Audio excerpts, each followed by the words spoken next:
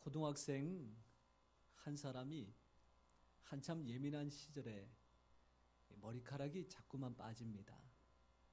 어지간히 빠지면 짧은 머리로 다녀도 괜찮겠거니 싶었는데 이게 그만 감당할 수 없을 만큼 많이 빠지는 거지요. 그래서 공부를 열심히 해야 되겠다. 이런 생각보다는 이 머리카락 문제를 해결하지 않으면 내가 사는데 여간 불편하지 않겠다 싶어서 그만 집을 나가버렸습니다. 그래서 열심히 돈을 벌고 또한 그 빠지는 머리카락만큼이나 더 많이 심고 또 기르게 되니 이게 일반인들처럼 아주 머리숱이 무성하게 되었어요. 이제는 되었겠다 싶으로 그래서 집으로 돌아가서 문을 활짝 열고 어머니에게 인사합니다. 어머니, 저 보세요. 제 머리가 이렇게 무성하게 됐습니다. 그랬더니 집을 나간 아들이 돌아왔으니 얼마나 반갑겠어요. 그 어머니가 아들을 향하여 아들아, 군대에서 영장 나왔다. 이렇게 답변을 했다고 합니다. 한참 애쓰고 수고했는데 그 머리카락을 또 다 짤막하게 잘라야 되니 그 마음이 얼마나 허전하겠느냐라고 하는 이야기죠. 우리가 열심히 일했는데 돌아오는 결실이 없으면 참 마음이 답답합니다. 그래서 우리 하나님께서 그러지 말라 그런 차원에서 말씀을 주시는데 우리가 선을 행하되 낙심하지 말지니 피곤하지 아니하면 때가 이르매 어떻게 해요? 거두리라. 네가 거두겠다라는 말씀 이전에 하나님께서 거두게 하겠다라고 하는 의지의 표현입니다. 내가 하는 것이 아니라 우리 하나님께서 해주시는 삶의 열매가 또한 이 한 주간 가운데도 풍성하게 맺히기를 축원합니다. 그런데 오늘 한국 사회는 이 열매 맺는 것에 대하여 생각 같지가 않습니다. 지난 한 주간 열심히 살았으면 통장에 잔고는 조금씩 늘어나야 되고 붙는 적금은 집을 사거나 또한 자녀들 결혼 자금이나 이런 부분들이 계획이 세워져야 되는데 차곡차곡 쌓여는 가지만 그 쌓여가는 잔고만큼이나 걱정과 염려가 더 많아지는 것이 현실 아니겠습니까? 대학을 열심히 졸업해서 이제 사회생활하며 부모님에게 도움도 드리고 자기 인생을 시작하려고 나서는 순간 소위 말하자면 빚쟁이로 출발하는 게 요즘 대학생들의 현실이라고 합니다. 이 청년들에 대해서 국가적으로 정책을 위반하고 추진해 갑니다. 그런데도 불구하고 여전히 청년들에게 소망과 기대를 주는 것이 현실로 와 닿는 데서는 한계가 있습니다. 직장생활 하시면서 최저임금에 대해서 국가에서 이런 시책을 단행했으니 이제는 좀 살맛 나지 않을까, 경제적으로 조금은 여유 있지 않을까 그런 기대를 많이 했지만 전부는 아니지만 그것으로 말미암아 직장을 잃는 사람들이 또 많이 나오게 되니 누구를 탓하거나 비난할 것이 아니라 참 쉽지 않다 그런 생각 가져봅니다. 이런 것 저런 거 들어보고 나눠보면 기쁘고 즐거워야 될 우리의 삶이 그 기쁨은 아랑곳하지 않고 힘들고 어려운 넋두리만 잔뜩 쏟아지는데 가장 힘든 게 무엇일까 가만히 생각해 보면 열심히 일했는데 그만큼 대가가 있고 보상이 있다. 그러면 힘들지는 않을 것 같습니다. 노력한 만큼 결실이 돌아오는 것에 대하여 실망할 것은 아니지요. 하지만 열심히 일했지만 애쓰고 노력했지만 그 일의 결과가 없을 때 사람의 마음이 참 힘들 것 같습니다. 우리만 그런 것이 아니라 오늘 성경에 나오는 이 갈릴리 바닷가에 살고 있는 어부들 중에 그런 삶을 맞닥뜨린 사람들이 있네요. 예수님께서 오늘 소개하시는 이 장면 속에 이 갈릴리 바다에서 생업을 가지고 살아가는 어부들에 대한 이야기가 나옵니다.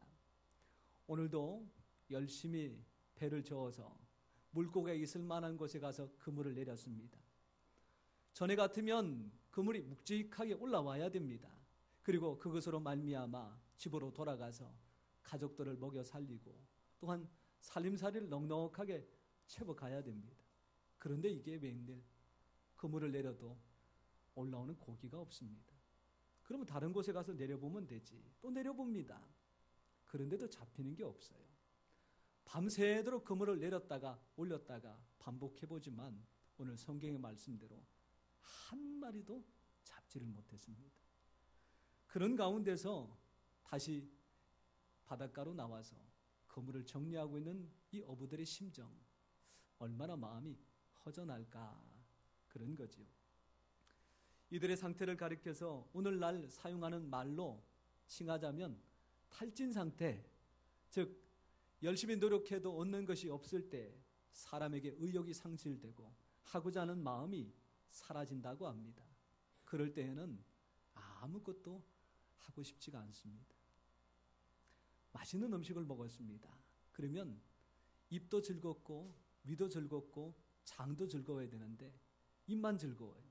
속에서는 부글부글 끓습니다. 결국 자다가 벌떡 일어나서 화장실에 들락날락합니다. 밤새도록 쏟아내고 나니 어제 먹었던 소고기, 갈비, 어제 먹었던 진미가 다 아무 소용이 없습니다. 아침에 일어나서 맛있는 거 먹으려고 아무리 향기를 맡아봐도 먹고 싶은 마음이 생기지가 않습니다. 아침에 일어나서 직장을 가야 되는데 밤새도록 쏟아내고 비워내니 몸도 마음도 다 지쳐버려서 회사는 그냥 손가락 하나 까딱하고 싶지가 않습니다. 이런 상태가 오늘 베드로와 요한과 또한 야고보가 만난 인생의 현실이라는 거지요. 사랑하는 성도 여러분, 우리가 지난 한 주간 동안 열심히 일했습니다. 그런데도 불구하고 얻은 것이 없을 때 내가 지난 한 주간 가정을 위해서 좀 더 행복하기 위해서 나름대로 최선을 다했습니다. 나의 몸을 좀 건강하게 회복하기 위해서 유지하기 위해서 가전 노력을 다 했습니다. 인생에 찾아오는 여러 가지 어려움들을 피하고 막고 또한 방비해서 이제는 좀 무탈하게 살아볼까 그렇게 생각했음에도 불구하고 여전히 삶의 모양이 크게 달라지지 않고 시리에 빠져 있을 때 우리의 마음이 절망 가운데 가까이 다가가면 다가갈수록 우리를 찾아오시는 주님이 계심을 믿으시기를 바랍니다. 오늘 예수님께서 이들에게 찾아오십니다. 가장 힘들고 어려울 때 찾아오셨습니다. 가장 힘들고 어려울 때 사람들은 다 떠나버립니다. 친했던 사람들도 다 다가오지 않습니다.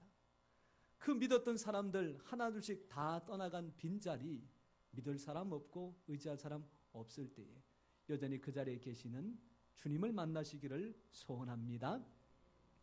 세상에 많은 종교들은 사람이 그 신을 찾아갑니다. 그러다 보니까 산을 타다가 큰 나무가 있으면 아하, 여기다가 내가 정성을 들여야 되겠다.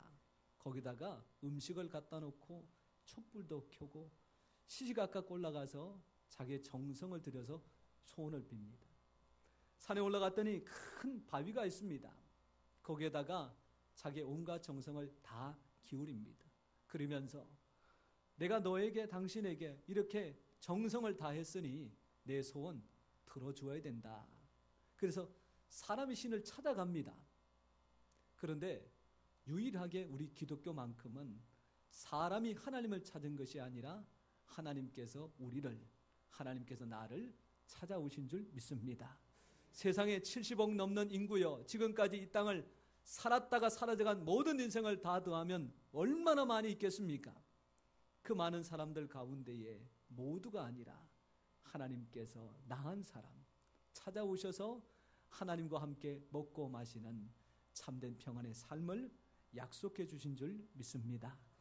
요한계시록 3장 20절에 내가 문 밖에 서서 두드리노니 누구든지 내 음성을 듣고 문을 열면 내가 그에게로 들어가 그로 더불어 먹고 그는 나로 더불어 먹고 마시리라. 이 사람이 관계가 깊어지려면 이 먹는 것을 통해서 관계가 깊어집니다. 한국 사람들 생활 속에 이 먹는 것을 통해서 관계를 참 많이 이야기하잖아요. 인심은 어디서 난다 그럽니까? 곳간에서 난다 그럽니다. 우리가 사용하는 말은 아니지만 먹다가 죽은 뭐는 뭐가 좋다고요? 예, 한번 만나봤으면 좋겠어요. 그러다 보니까 사람이 만나면 꼭 인사가 뭡니까? 우리 언제 한번 식사 한번 하십시다. 공수표 되면 안 됩니다. 한국 사람들이 가장 많이 남발하는 공수표가 우리 밥 한번 먹읍시다. 그런 이야기인데 말했으면 반드시 해야 됩니다. 왜냐하면 그렇게 먹고 마시는 시간 속에 자연스럽게 관계가 맺어지고 그 속에서 상대방을 알게 되고 나를 보여주게 되어서 두 사람의 관계가 아주 친밀하고 깊어지는 거죠. 하나님께서 우리에게 찾아오셨습니다. 내가 신이다. 너는 나를 섬겨야 된다. 나를 경배해야 된다. 그것이 아니라 나와 함께 먹고 마시는 교제를 통하여 우리가 행복하게 살아가자. 그래서 우리를 찾아오신 줄 믿습니다. 오늘 우리의 마음의 문을 두드리시고 참된 행복을 함께 나누시기 위해서 찾아온 주님을 영접하셔서 하나님의 참된 평강과 은혜가 충만한 삶이 되시기를 축원합니다. 그렇다면 주님께서 왜 이렇게 찾아오실까요? 오늘 왜 주님께서 이 베드로와 이들에게 먼저 다가오셨을까요? 이 말씀을 보니까 다가오신 이유가 있습니다. 첫 번째로는 말씀을 전하기 위해서 다가오셨습니다. 이 물가에 배를 대고 있는 이 베드로에게 배 좀 빌립시다. 뭐 때문에 그러십니까? 내가 사람들한테 말씀을 전하려고 하는데 원체 사람이 많다 보니 바닷가에 나가서 배를 타고 말씀을 전하면 이 많은 사람들한테 말씀을 전할 수 있겠습니다. 라고 하는 이야기죠. 그래서 배를 내어 줬습니다. 근데 그것으로 그치지 않습니다. 말씀을 다 전한 다음에 이 베드로에게 예수님께서 물으시죠. 고기 많이 잡았습니까? 한 마리도 못 잡았습니다. 어떻게 다시 그물을 내릴 생각이 있습니까? 전혀 없습니다. 그럴 때 예수님께서 하시는 말씀이 깊은 데로 가서 그물을 내리십시오. 그렇게 깊은 데로 가서 그물을 내렸습니다. 내렸더니 어떻게 해요? 밤새도록 잡지 못했던 물고기가 그물이 찢어질 만큼 많이 잡혔습니다. 혼자 끌어올리기가 힘들어 옆에 있는 동무까지 다 불러야 겨우 끌어올릴 수 있는 만큼 엄청나게 많은 물고기가 잡힌 것입니다. 주님께서 찾아오셔서 말씀을 통하여 영생을 허락하여 주시되 그 영생으로 그치지 않고 우리의 삶에 풍성한 것들로 채워주시기 위해서 찾아오신 줄 믿습니다. 요한복음 10장 10절 말씀해 보니까 예수님은 당신을 가리켜서 양의 문이라 그렇게 말씀하십니다. 그리고 선한 목자라 그렇게 말씀합니다. 도적은 도둑질하고 죽이고 멸망시키려고 오는 것이지만 내가 온 것은 양으로 생명을 얻게 하고 더 풍성히 얻게 하려는 것이라. 예수님께서 우리에게 찾아오셔서 우리의 구주가 되셨습니다. 그러나 그것으로 전부가 아니라 우리의 생사화복을 주관하시되 좋은 것, 많은 것, 풍성한 것으로 채우시기 위해서 찾아오신 줄 믿습니다. 그 주님께 우리가 우리의 자리를 내어드리면, 삶의 주인공의 자리를 내어드리면, 삶의 주인의 자리를 내어드리면 주님께서 우리의 가정을 잘 건사하시고 우리의 생업을 잘 이끌어 가시고 우리의 삶을 잘 인도하셔서 형통한 삶 되게 하실 줄 믿으시기를 바랍니다. 근데 이렇게 하기 위해서는 한 가지 거쳐야 될 아주 중요한 과정이 있습니다. 우리가 잘 알듯이 예수님의 생업은 목수입니다. 집을 짓는 일, 그리고 집안에 필요한 가구를 만드는 일, 이것이 예수님의 생업이셨지요. 거기에 비해서 물고기 잡는 일에는 베드로가 전문가입니다. 베드로는 갈릴리 바다를 눈 감고도 사실 다 알 수 있을 만큼 오랫동안 살았습니다.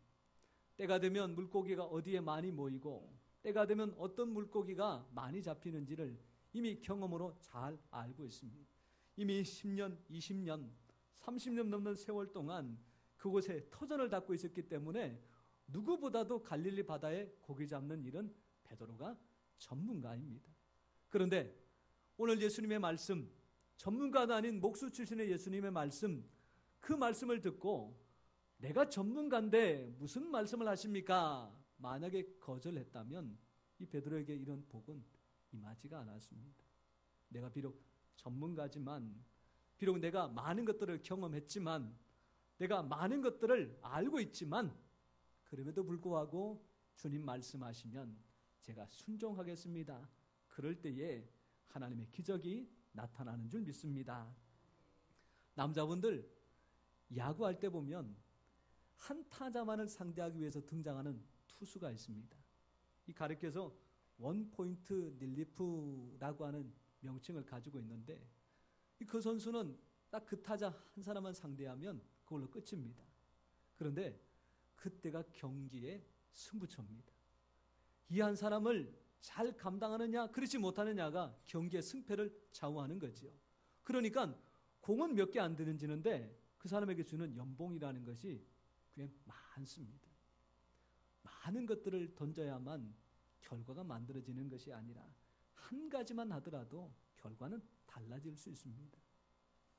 이 대학 입시를 앞두고 예체능에 준비하고 있는 학생들에게 이 원포인트 레슨이라는 것은 굉장히 중요합니다.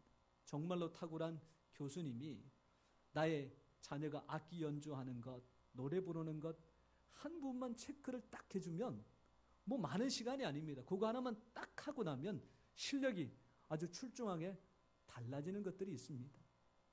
음식을 할 때도 마찬가지가 아닐까 싶습니다. 서툰 며느리가 시댁에 와서 나름대로 한번 솜씨를 발휘하려고 이것저것 장만했습니다. 고기도 넣고 거기다가 각종 좋은 채소와 또한 여러 가지 맛있을 것 같은 음식을 거기다가 다 넣었습니다. 그런데 아무리 먹어봐도 맛이 안 납니다. 분명히 이렇게 하면 맛이 나야 될 텐데 그 딱 마음에 드는 맛이 안 나요. 그때 옆에서 보고 있던 시어머님께서 며느리에게 딱 한마디 해주지요. 얘야, 소금 한 젓가락만 넣어봐라. 별것 아닙니다. 그거 해봤는데요. 제가 간장도 넣어봤는데요. 그렇게 대꾸하지 않고 예 어머니, 그 소금 조금 넣어서 던져 넣었더니 기가 막히게 맛이 나는 거지요. 이 많은 것들을 보탤 게 아닙니다. 많은 것들을 간섭해 줄 게 아닙니다. 한 가지만 봐주면 문제가 해결됩니다. 우리 하나님께서 우리의 인생에 한 번만 찾아오셔서 만져주시면 삶이 달라질 줄 믿습니다. 힘들고 어려운 문제, 내가 수년 동안 해도 해결되지 않는 그 일, 우리 주님께서 한 번만 간섭하시면 해결될 줄로 믿습니다. 주인 되시는 예수님께서 우리 인생에 찾아오셔서 말씀하실 때에 내가 해봤습니다. 그래도 안 됩니다. 내가 경험해봤는데 그렇게 하면 안 됩니다. 그렇게 말할 수 있습니다. 그러나 그렇게 할 수 있는 말을 잠시 내려놓고 예, 알겠습니다. 순종하겠습니다. 그럴 때에 하나님의 기적 같은 역사가 나타나는 줄 믿습니다. 오늘 이런 기적을 만난 베드로가 예수님 앞에 나와서 하는 말이 무엇입니까? 와, 감사합니다. 제가 예수님 때문에 부자가 됐습니다. 제가 예수님 때문에 어려움을 이겨냈습니다. 제가 예수님 때문에 불행의 행복으로 바뀌었습니다. 이렇게 해야 마땅한데 그 베드로가 나와서 하는 얘기가 주여 나를 떠나소서 나는 죄인이로소이다. 그런 고백입니다. 우리의 눈에는 물고기 못 잡았던 사람 물고기 많이 잡으면 기적이다 그렇게 말할 수 있습니다. 우리의 생각으로는 고쳐지지 않은 질병이 고쳐지는 것을 보고 기적이다 그렇게 말할 수 있습니다. 우리는 자녀들을 생각할 때에 죽으라고 공부 안 하던 아이가 오늘날 갑자기 머리에 띠를 들고 공부하겠다고 덤벼들면 기적이다 그렇게 얘기하는데 사실은 기적은 현상이 아니라 사람이 변하는 게 기적인 줄 믿습니다. 환경이 달라져야 사람이 바뀌어지는 게 아니라 사람이 달라져야 그 사람의 환경을 바꾸고 그 환경이 사람들과 더불어 살아갈 수 있는 행복한 세상이 된 것 아니겠습니까? 하나님께서 나를 가정의 제사장으로 삼아 주셨습니다. 나는 가정에서 큰 역할을 감당하지는 못합니다. 경제적인 고난도 내가 아닌 다른 사람에게 있습니다. 가정의 여러 가지를 주무르고 이끌어가는 분도 우리 집안에 어른이 계시기 때문에 그분이 다 합니다.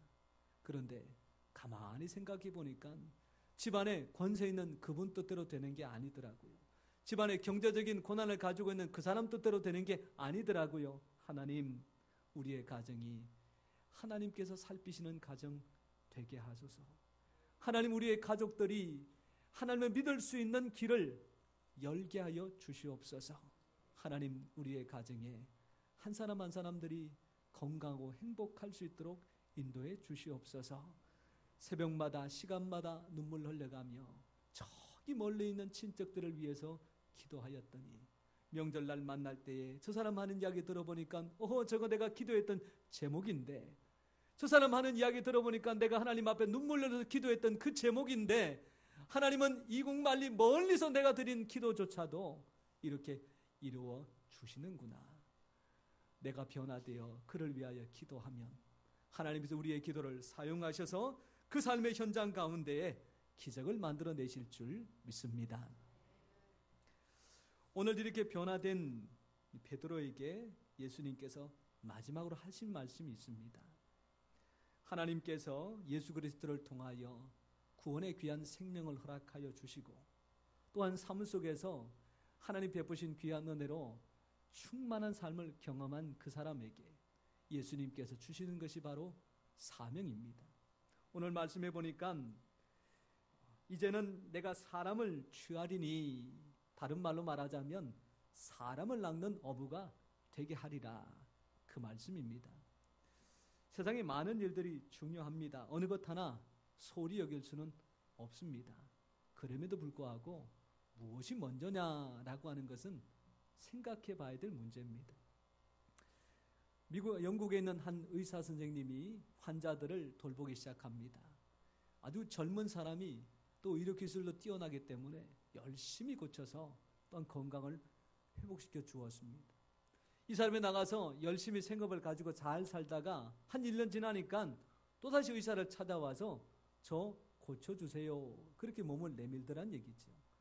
또 열심히 치료해서 고쳐주었더니 이제 또 한 1년 지나서 또 와서 또 고쳐달라 그럽니다. 아하, 내가 의사로서 사람의 연약한 부분들은 고쳐줄 수 있지만 이거 1년마다 5년마다 찾아와서 또 아프다고 하니 이거 이래가지고는 평생에도 저 사람한테 진짜 도움은 안 되겠다. 그렇게 고민하던 그가 사람의 육체를 고치는 의사보다 사람의 영혼을 고칠 수 있는 믿음의 의사, 목사가 되는 것이 더 좋겠다. 그래서 전도 유망한 의사의 직업을 그만두고 목사가 되어서 한국 사회에 큰 영향을 미치는 그런 목회자가 되었습니다. 세상에 많은 일들이 어느 것이 하찮다고 얘기할 수 있는 게 없습니다. 그러나 그럼에도 불구하고 무엇이 우선이냐라고 이야기할 때에 영혼을 섬기는 것이 가장 우선인 줄 믿습니다. 이 요한이 말씀을 통하여 기도하고 간구합니다. 너희가 강건하기를 원하고 범사에 잘 되기를 원하나 가장 먼저는 영혼이 잘 되기를 원하노라. 우리의 영혼이 잘 되기를 원합니다. 우리의 영혼을 잘 돌보기 위해서 믿음과 신앙 잘 살피시기를 소원합니다. 내 영혼뿐만 아니라 옆에 있는 사람의 영혼까지 살피고 돌보아서 함께 믿음과 신앙에 행복된 삶 살아가시기를 소원합니다. 오늘 말씀의 결론입니다. 이런 귀한 삶을 살아갈 때에 어떤 방향을 가지고 살아가야 될까라고 하는 이야기죠. 오늘 우리가 읽었던 누가복음은 이 사복음서 중에 하나입니다. 그러다 보니까 마태복음, 마가복음, 요한복음에 나오는 많은 사건들이 마찬가지로 누가복음에도 기록이 되어져 있습니다.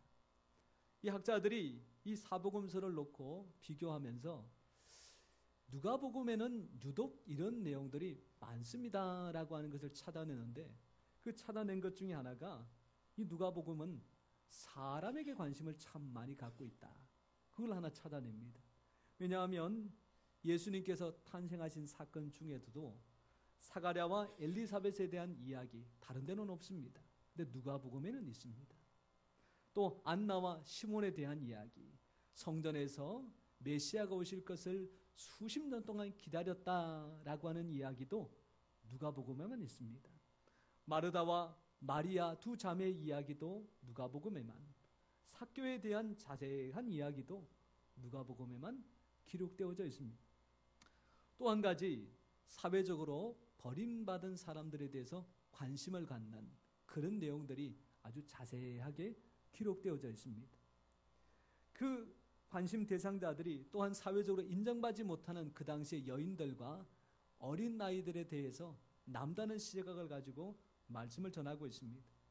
이런저런 내용들을 다 살펴보고 사람들이 누가복음에 대해서 별명을 짓기를, 누가복음은 가난한 자들의 복음이다, 그렇게 결론을 지었습니다. 우리가 잘 알고 있는 팔복의 말씀, 첫 번째가 심령이 가난한 자는 복이 있나니 천국이 저희 것임이라, 그런 말씀이 있습니다. 마태복음에는 심령이 가난한 자 그렇게 되어 있지만 누가복음에는 직설적으로 가난한 자는 복이 있나니 천국이 저희 것임이라, 그렇게 말씀하고 있습니다. 예수님께서 관심을 가지신 곳에 누가도 관심을 가졌습니다. 예수님께서 관심을 가지신 그곳에 우리도 관심을 가져야 될 줄 믿습니다.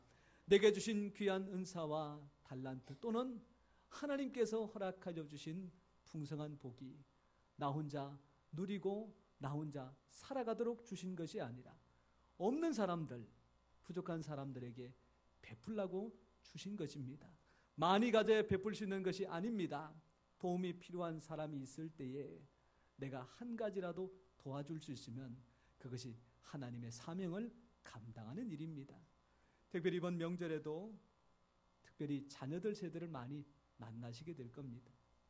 언제 어느 순간부터 자녀들이 이 명절이 되면 어른들을 찾아서 인사하러 가지 않는다라고 하는 이야기가 있습니다. 가면 어른들의 걱정스러운 말 한마디가 부담이 된다라고 하는 이야기죠. 너 취직은 어떻게 했니? 근데 대답할 말이 없어요.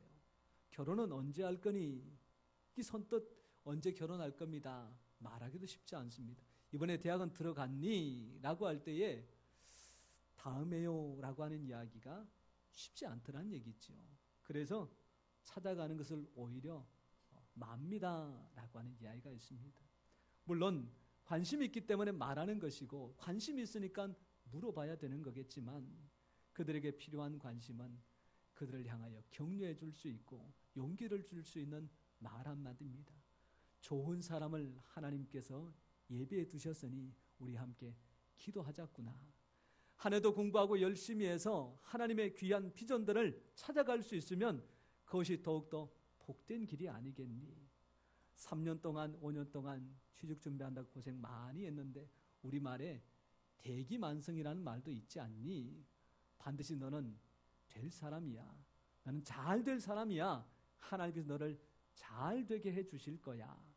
이런 용기와 격려, 많은 시리에 빠져 있는 자녀들에게 큰 힘이 될 줄 믿습니다. 내게 주신 하나님의 귀한 은혜를 꼭 필요한 사람들에게 나누어 주어서 그 삶을 통하여 하나님께는 영광이 되고 또한 우리가 살아가는 세상을 행복하게 만드는 예수님을 따르는 귀한 삶의 주인공들 다 되시기를 축원합니다. 기도하겠습니다. 하나님 아버지, 감사합니다. 먼저 나를 찾아오셔서 귀한 예수 그리스도를 구주로 영접케 하여 주시고 더 풍성한 삶을 허락하여 주셔서 먹고 마시며 베풀고 나누게 하여 주신 것을 감사드립니다.